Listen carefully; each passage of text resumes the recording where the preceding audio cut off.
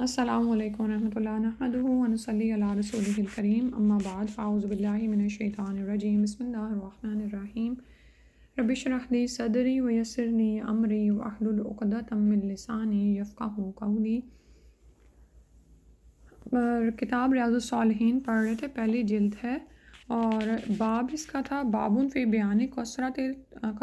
طرق الخیر، یعنی نیکی اور بھلائی کے راستوں کا بیان۔ مطلب یہ کہ نیکی اور بھلائی کرنے کے بہت سارے راستے ہیں، چھوٹی بڑی بے شمار نیکیاں ہیں، تو خیر کے طالب کو چاہیے کہ وہ آگے بڑھے اور جو شوق رکھے ان حدیث کو پڑھے اور اس کے مطابق عمل کرے اور مختلف نیکیاں کمائے۔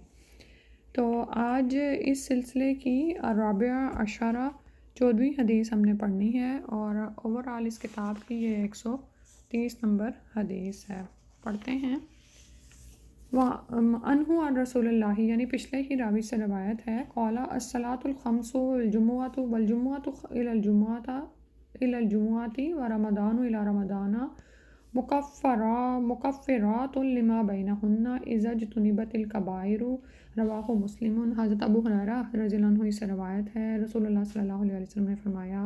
الصلاۃ الخمس، پانچوں نمازیں، والجمعۃ إلى الجمعۃ، اور جمعہ دوسرے جمعہ تک، ورمضان إلى رمضان، اور رمضان دوسرے رمضان تک، مکفرات لما بینہن، یہ دور کر دینے والا ہے جو ان کے درمیان ہے، یعنی جو ان اعمال کے درمیان ہے۔ اذا اجتنبت الکبائر، جب بڑے گناہوں سے یعنی کبیرہ گناہوں سے بچ کر رہا جائے۔ رواہ مسلم، اس حدیث کو مسلم نے روایت کیا ہے۔ تو یہاں سے ہمیں کیا فائدہ پتہ چل رہا ہے کہ اگر ایک مومن کبیرہ گناہوں سے اپنا دامن بچا کر رکھے اور اسی طرح حقوق العباد میں بھی کوتاہی نہ کرے، تو پھر ان عبادات کے ذریعے وہ گناہوں سے بالکل پاک صاف رہتا ہے۔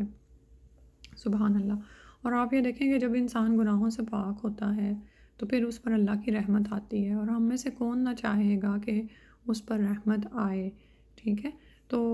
جب بھی دل پریشان ہو اور پسماردہ ہو تو انسان اس طرف دھیان کرے کہ کوئی ایسا تو نہیں کہ مجھ سے کوئی ایسا گناہ سرزد ہو گیا یا میں کسی فرض میں کوتاہی کر رہی ہوں، ٹھیک ہے۔ اور اس میں پھر یہ جیسے پیچھے ہی ہم نے حدیث پڑھی تھی کہ وضو بھی آپ کے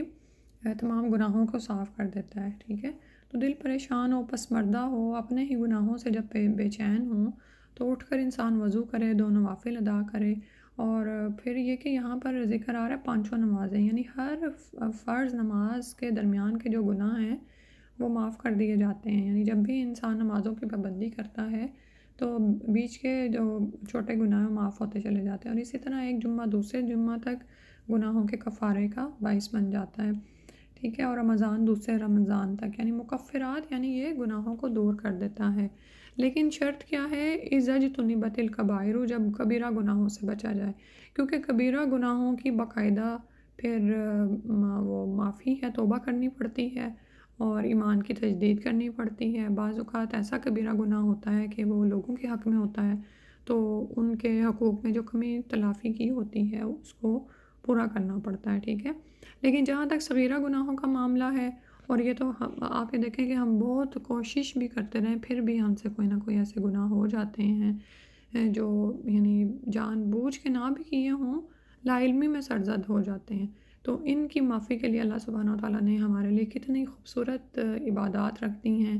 کہ جب کوئی شخص دن میں 5 نمازوں کی پابندی کرتا ہے تو ایک نماز سے دوسرے نماز تک کے گناہ معاف ہو جاتے ہیں۔ اور ویسے بھی آپ یہ دیکھیں کہ جب کوئی نماز پورے خشوع و خضوع سے پڑھی جاتی ہے اور انسان اس بات کو ذہن میں رکھتا ہے کہ مجھے اللہ کے حضور حاضر ہونا ہے، تو وہ بہت ساری چیزوں سے بچا ہی رہتا ہے، ٹھیک ہے۔ پھر اس کے بعد ہے حدیث نمبر الخامسہ عشرہ، اس سلسلے کی 15ویں حدیث ہے، اوورآل 131 ہے۔ انہو قالا، یعنی انہو قالا مطلب یہ کہ ابو ہریرہ، یعنی پیچھے ہی جو راوی آئے ہیں نا انہی سے روایت ہے رضی اللہ عنہ۔ قال رسول اللہ صلی اللہ علیہ وآلہ وسلم، رسول اللہ صلی اللہ علیہ وآلہ وسلم نے فرمایا الا ادلکم علی ما یمحو اللہ بہ الخطایا، کیا میں تمہیں ایسے اعمال نہ بتلا دوں گا جن سے اللہ سبحانہ وتعالیٰ گناہ مٹا دے، ویرفع بہ الدرجات، اور درجے بلند فرما دے۔ قالوا، صحابہ نے فرمایا بلا یا رسول اللہ،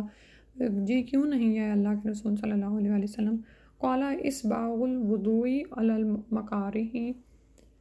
آپ صلی اللہ علیہ وسلم نے فرمایا گرانی اور ناگواری کے باوجود اسباغ الوضوء علی المکارہ، یعنی اچھی طرح سے کامل طریقے سے وضو کرنا باوجود اس کے کہ گرانی اور ناگواری ہو، وکثرت الخطا الی المساجد، اور مسجدوں کی طرف زیادہ قدم چلنا، کثرت الخطا یعنی کہ بہت زیادہ قدم چلنا، الی المساجد مساجد کی طرف، انتظار الصلاۃ بعد الصلاۃ، اور ایک نماز کے بعد دوسری نماز کا انتظار کرنا، فذالکم الرباط، تو یہ اجر و ثواب میں سرحد پر مورچہ زن رہنے ہی کی طرح ہے۔ فذالکم الرباط، الرباط کہتے ہیں نا کہ سرحد پر مورچہ زن ہو، نگرانی کرو، حفاظت کرو وہاں پر۔ تو یہ جو تمام اعمال ہیں ان کی فضیلت اور ان کا جو درجہ ہے یا ان کا ثواب ہے اتنا زیادہ بڑھا دیا گیا ہے کہ جیسے کوئی مجاہد سرحدوں پر پہرا دے رہا ہو، سبحان اللہ۔ رواہ مسلم، یہ مسلم کی حدیث ہے۔ آپ دیکھیں کہ احادیث پڑھے بغیر ہم کیسے نیکی کے وہ کام کر سکتے ہیں